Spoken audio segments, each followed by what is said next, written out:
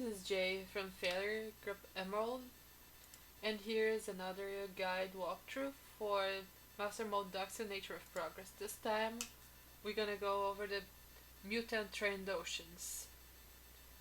So the Mutant Trandoshans have some. It feels like the hard mode boss, but with a lot more damage and a DPS check. It can be a wall for most groups. So to start, let's talk about the bosses all come down at the same time when you pull. You only see attacks at start, but every single one of them come down. And here's the image of the arena to explain. I made this on just to explain how this is gonna work more or less. But basically, since all the bosses come down at once, we have to assign people to take care of bosses.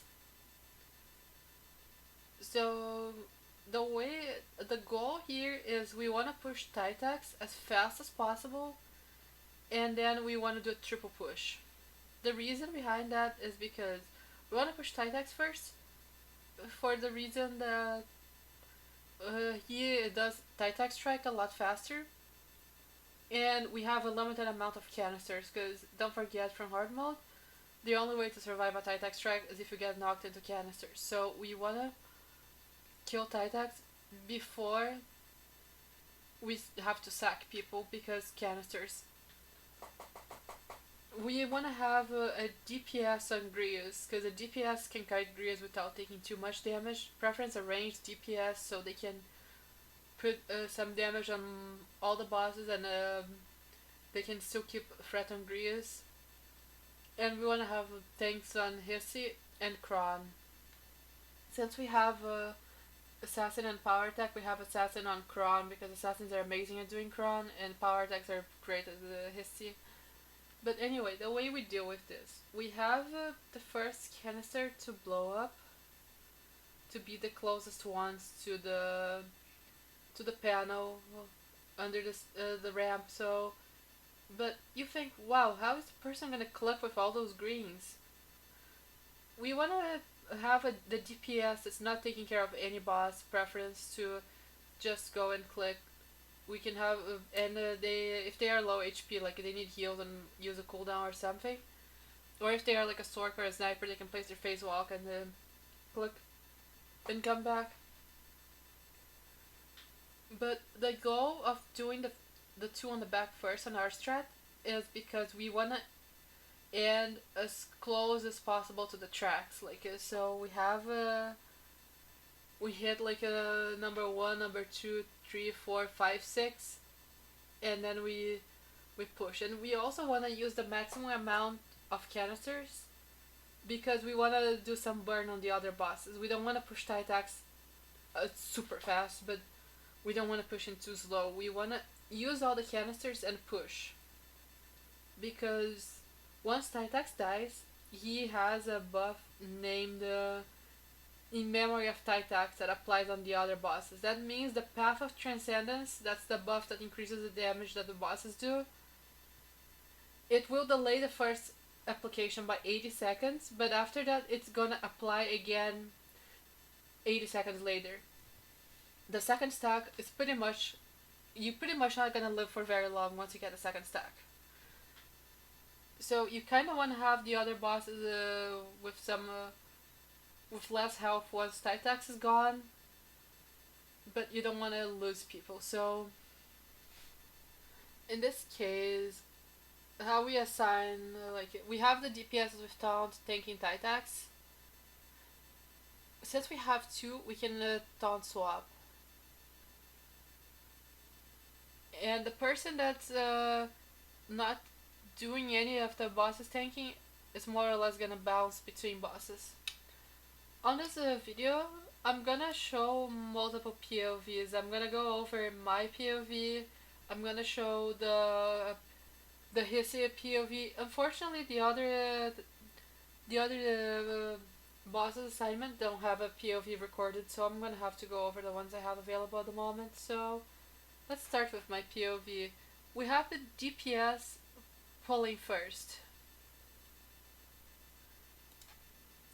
They pull Titax, and a few seconds later all the bosses come down and I immediately go for Chronissus. So the main reason assassins are great at Chronissus is because you can break the slow he applies to you with melee attacks. Use Peck into Immersion and Phasing Phantasm.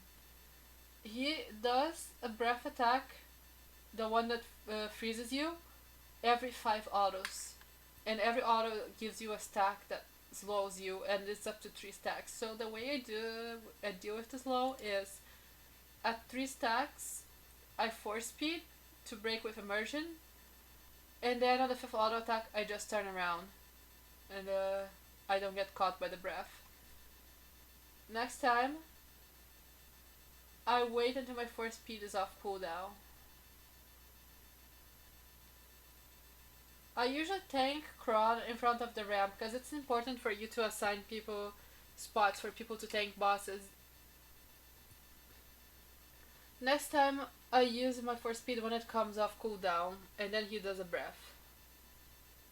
But the next time I'm not gonna have it available again, so I wait until the 5th auto attack and I Phantom Strike the boss to break the root.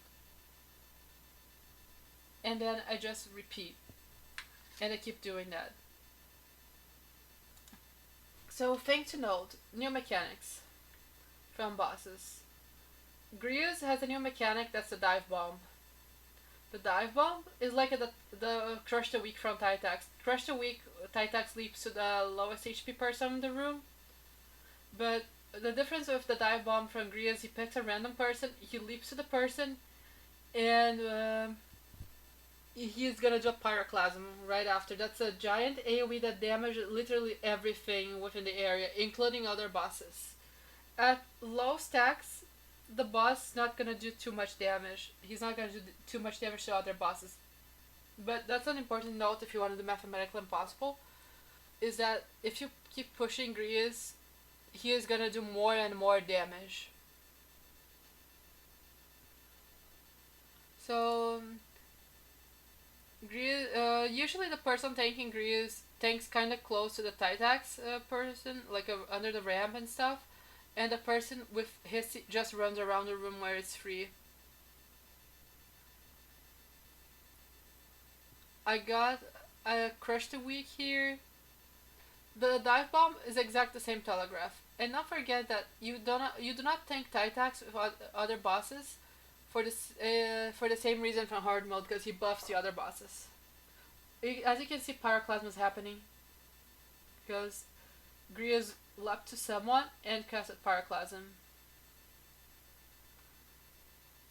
I'm gonna show a little bit of the power attack POV, the power attack tank, because his POV is gonna show a lot of things too.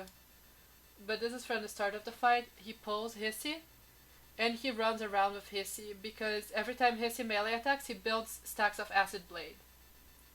The Acid Blade he has, the debuff.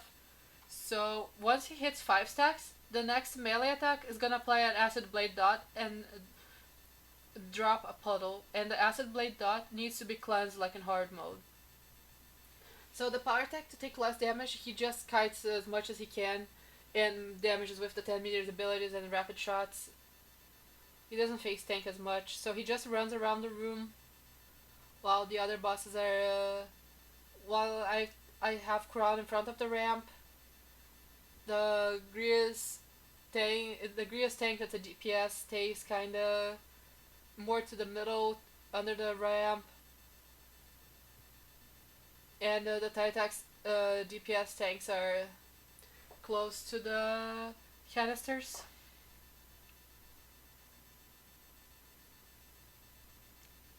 But he only kites in the middle of the room and the sides before we push Titax, because once we push Titax, he's just gonna tank Titax. He's just gonna tank Hissy on the tracks. So the difference here for pushing is, once you are pushing Titax, you wanna push Titax whenever the error minute message happens. The push, whenever you wanna click for the train to come, it depends on how your group how your DPS is and how long you need to push the boss. So like in the transport message 6 minutes, 3 minutes happen. Once it comes to error minute, this is when you push tight attacks. The reason is because his torque port is shorter than the other bosses. Because his torque port, instead of being like the 45, 40 seconds, he's 10 seconds. So error minute means the train's gonna come in 10 seconds. Also, the train tracks are electrified. So you kind of don't want to stand on the tracks. You want to put the boss on the tracks and stand like at the entrance of the tracks, or you want to go all the way on the wall on the other side so you don't get hit by electricity. So here we are about to push Titax. As you can see, a Pyroclasm over there. Titax is dead. So our power attack is gonna go use the tracks now to keep kiting Hissy. And we split our DPS. Usually DPS that have more range and power attacks with since they have hydraulics, they're gonna be more on Hissy. And the DPS that have less range and can't chase as much, gonna be on Kron. The Kron tank's just gonna keep doing the same thing over and over and over and over again. And pretty much like whoever gets dive bomb, like try to not place on top of people, so he doesn't do pyroclasm on top of people. Pretty much here is gonna be a burn. It's a race against the clock. You wanna get all the 3 bosses down and ready to push. You wanna push them before the second stack of Path of Transcendence appears. Here we still don't have the first one. It's still gonna happen at some point.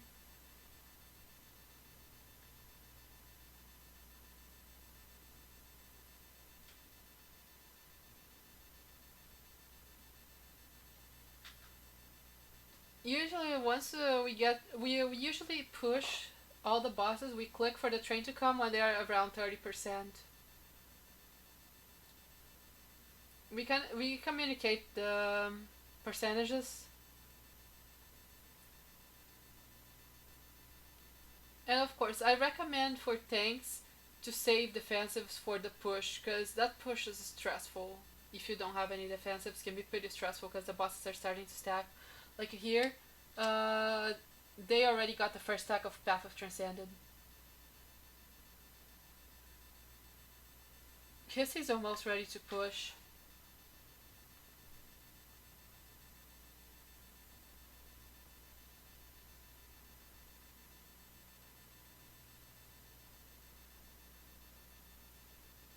So they are ready to push, but we just click the train. We usually do like a 30-25, and then we once the transport will arrive in 3 minutes is when we start pushing. So whoever gets the last dive bomb, place on the tracks. I usually wait to bring Kron into the tracks because of his slow and his breaths. Like here, I got hit by the breath. And then we just push them. Usually Kron gets pushed last, and usually if I need a pull or something, we have a power attack translocates me or a Stork pulls me or something. So it's not risky because I actually want to save my shrouds for the ultimate hunter. That's the next part. So the train is gonna kill all of them, and one of the bosses is gonna jump on the train, but the fight's not over yet because the last boss, the ultimate hunter, is gonna come down. So this is gonna be the room, more or less, how you're gonna deal with. The train is gonna crash. So the train also is gonna be a death wall if you touch the train. And there is gonna be so much green. So the way you wanna do, you wanna have the DPS around like the middle of the room, but not on the circles. You wanna have one tank on the purple marker on top of the ramp, and the other tank on the dark blue marker below the ramp.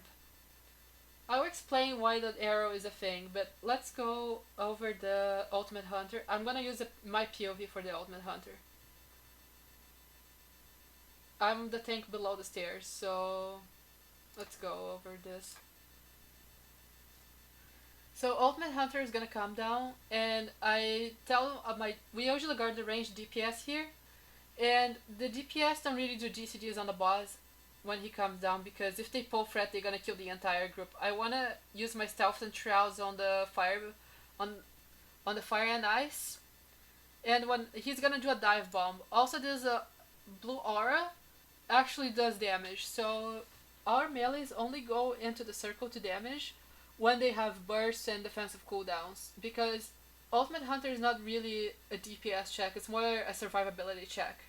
As long as people don't die, you can turtle this forever and kill. So he's gonna do a dive bomb, and whenever he does dive bomb, he's gonna target 2 people. You wanna spread out once the dive bomb happens, because if you get hit by the dive bomb, you're gonna get knocked down. And our tank, during the dive bomb cast, the tank on top of the ramp, he taunts the boss. So the boss is gonna go up. When he is going up, I'm gonna taunt, so he does his fire blast in the air, because if you get hit by the fire blast, you're definitely gonna die if you don't have immunity. So he's gonna come down. He's coming down now, and he's gonna do his fire and ice. Sometimes he skips the fire and ice, but if he does fire and ice, you wanna have an immunity or a cooldown or something. Otherwise, that's why on this image here I have the blue arrow, because you can just run and outrange the fire and ice if you don't have a cooldown. So he's gonna just do another dive bomb, and that's pretty much what you're gonna do for the whole Ultimate Hunter phase. You're just gonna bounce him, you're gonna ping pong him on the ramp. You also don't want to break the fire and ice cast, the fire blast cast, because if you break the fire blast, there's a chance he's gonna bug and he's gonna do fire blast without casting. Here, his rotation is kind of weird because he's not doing fire and ice. The boss also does damage to himself until 25%. After that, he's gonna stop doing damage to himself. Here you can see a DPS got hit by the fire blast and almost died. Here, since I don't have any cooldowns, I just outrange the fire and ice.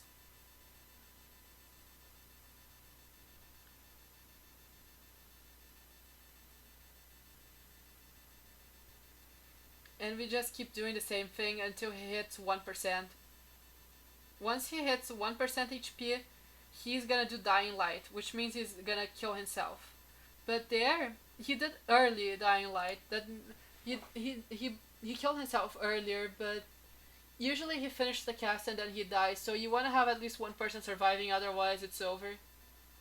But that's pretty much it for the Trandoshans fight. If you have any questions, feel free to message me. And again, thanks for watching.